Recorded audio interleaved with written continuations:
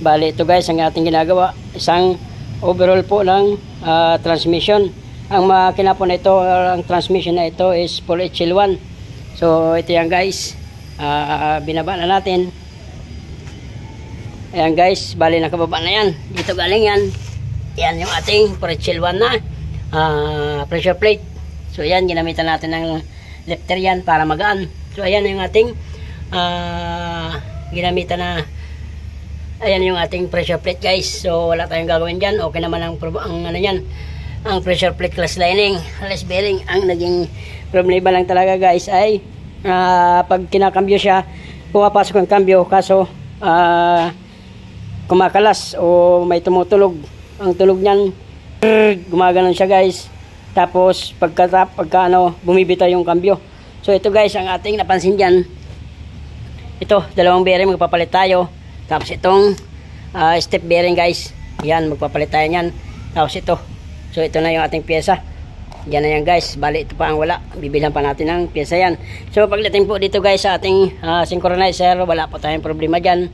Wala akong napansin dyan. So bali yan guys, asimbulin. Bali ito yung kanyang housing ng transmission. Ito guys, yan, aluminum. Yan.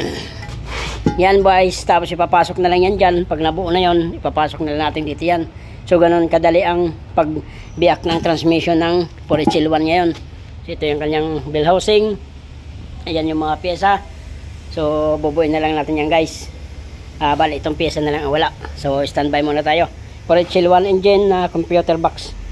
Yan guys, yun nakasensor lahat. So computer box to. Itong ginagawa natin na transmission. Ang problema nito, tumutunog tapos pumapasok ang kambyo kaso bumibitaw. Bali ito pala guys, ito pala yung mga gear na ito guys, ay ito yung ating primera, segunda, tercera, kwarta, quinta. Bali ito guys ang reverse, yung pinaka pangalawa sa malaki. Ito ang reverse, ito yung primera, segunda, tercera, kwarta, quinta. So yan ang ating mga gear. Ito yung reverse nasa dulo.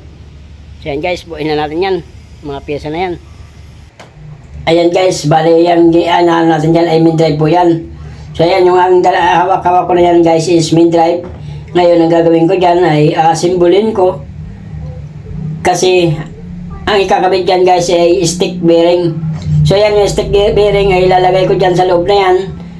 Ang stick bearing po guys ay hiwa-hiwalay po yan. Bala simbolin yan dyan sa loob na yan, sa main drive. Ayan, yun yung na yun, stick bearing po yan guys. Bali pira-piraso po yan. Ayan, kakabit ko ngayon dyan. Tapos guys, lalagyan ko ng grasa at ikakabit na yan dyan sa may gear. Bali yung nandyan guys na gear na yan, at ipapasok ko na ngayon yan dyan guys, yung synchronizer yan. Ayan guys, synchronizer po yan. Yang may synchronizer guys, ang gear po na yan ay kwarta at saka quinta. Yan. Ayan po yung hawak-hawak ko na yan ay quinta po yan. Tapos yung isa kwarta. Bali ang trabaho dyan ng synchronizer, ayan, ipapasok ko na yan. Yun, pasok siya. So inikot-ikot ko na yan guys. Ito, sa labas na to, no? Dito yun. Kasi dapat may pasok. Sarap po yun. Dito yun, no? Doon lang pala. Hindi pa natin nalagyan ng bearing. Ayun, ito. Yun yung maglalak yun eh. Oo, tama. Mamaya na yan.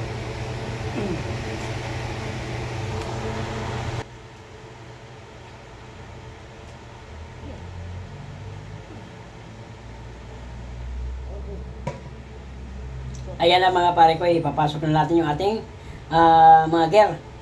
Yan. Para dyan na natin nakasimbolin yan. Ayan, tinulungan ko yung aking partner dyan. Ayan, ipapasok natin yan. Una ang main drive.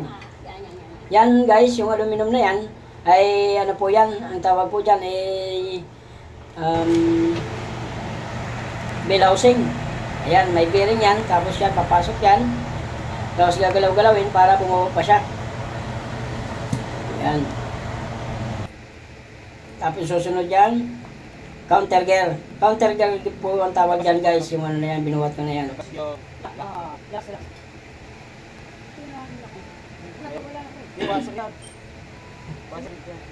Ayan, pinupok yan guys. Tatanggalin yan.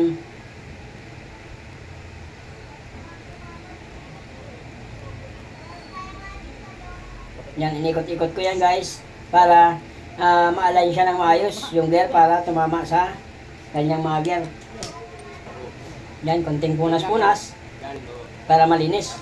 Walang alikabok. Ayan guys, tapos ang kasunod niyan ay susunod na natin yung ating yung ating sanga. Ayan guys, yan po guys ang nagtuturo ng ating kambyo kung saan siya pupwesto.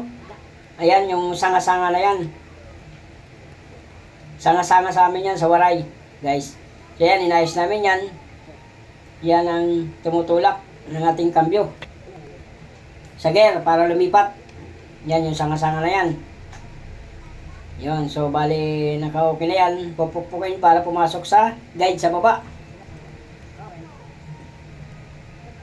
Yan guys, medyo nakaka-estorbo lang yung ulo ko dyan. Dapat yung ulo na yan tinatanggal guys. Medyo nakaka-estorbo yung ulo ko dyan sa camera natin. Pasensya na po kayo, hindi ko alam na nakakaano pala ito. Ano pala yung ulo ko dyan. At pagkatapos yan guys, kinuha ko na rin yung isang stick. Ayan. Yan, bali dalawa po yan. Yan din ay ng kambyo.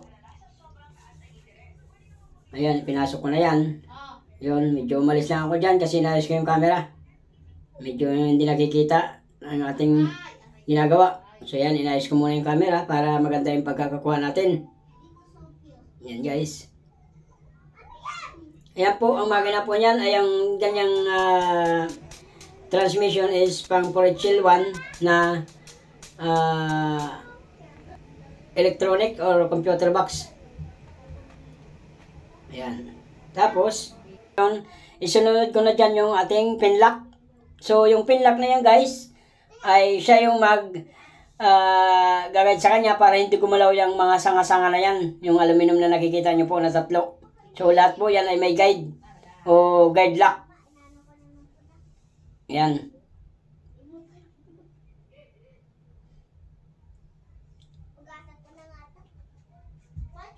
Ayan guys, yan yung ikakabit ko na yan, guide lock po yan guys. Yan po pupukin yan para bumaon, para hindi gumalaw itong ating mga selector. Yung selector na yan guys. Ayan, saan nilagay. Tapos yung dalawa lalagyan din yan guys, para hindi gumalaw. Yun. Mas madali gawin tong ganito guys, na Porichil 1. O kaysa yung mga sinauna na 4BE1, 4BC2, mas madali po itong ganito. Kasi ang pagbabagbag po ng ng housing natin ay madali na. Kaysa hindi gaya ng dati, yung mga 4BE1 na pupukpukin mo dulo-dulo yung bearing. So yan guys, bali naikabit na natin yung ating transmission. Ayan, nasalin na natin ang gear oil, kapit na rin ang propeller, under natin. So start. May gear oil na rin yan. So yan, on, start. Yun. So yan, dati yan guys, ganyan pa lang, pag under pa lang ay meron ng maingay yan. May lang krrrr, gumaganyan na yan guys. Tapos pag pinasok mo ang kambyo, hindi siya natakbo. Pag kwarta guys ang wala sa kanya. So, primera, segunda, tercera, quinta, pumapasok. Ang kwarta ang wala guys. Pumapasok ka, so hindi tumatakbo. Tumutulog, grrr, gumaganyan yan guys. So, ayan, patakboy natin. Dito pa lang, ramdam na natin na sana naging success yung ating trabaho. Ito guys, Porichil 1, ang makina po nito. Yan. So, reverse. Yan guys. O, tumunog, ibig sabihin, pumasok ang kambyo. Ang tanong kung tatakbo. Yun. Ba, galit guys. Yun. So, primera. Yan guys, naka-primera. Yun. Patakbo. Segunda. Yun. Naka-segunda yan guys. Yun. Tercera. Yun. Yan, nanginginig ang makina pagka pinapasok ang kambyo. Yun. Yan guys. Ayan, ikot pa yan guys. Oh. Yan po. Mga tresera yan. Ikot. Yun. So naka-jack yan para hindi sumayad sa lupa. So pasok natin ang kwarta. Kwarta talagang pinaka-problema nito guys. Kasi may tumutunog. So yan. Kwarta. Yan. Yun. Pasok. Yun. Dati yan guys. Maingay yan. Grrrr. Gumagana yan guys ang problema niyan. Yun. Bali okay na siya. Yan. Pasok yan. Umiikot ang gulong. Yan guys. Okay. So pasok natin ang kita. Yun ang kita niya guys. Yan. Pasok. So yan. Yun. Hindi pwedeng pilitin. So yan, okay na yan guys. Yan yung ating ginawa. Ganun lang guys. Bali pagka ganun may maingay sa ating loob ng transmission. Ito guys. Tapos ito sa counter gear. Ito sa ano ng harap ng ano ng transmission. So ganun lang guys. Bali ito lang pinalitan natin. Ito lang pag magagawa ng transmission ito. Pero in-adjust ko muna ang kambyo niyan guys. Kasi meron ding problema o kulang sa pasok ng kambyo. In-adjust ko rin yan. So hanggang dito lang ang video guys. Maraming salamat po sa panonood. Please like, share, and subscribe. Pa-click na rin ang notification bell para update po kayo sa aking susunod na ipapakita dito. Maraming salamat po.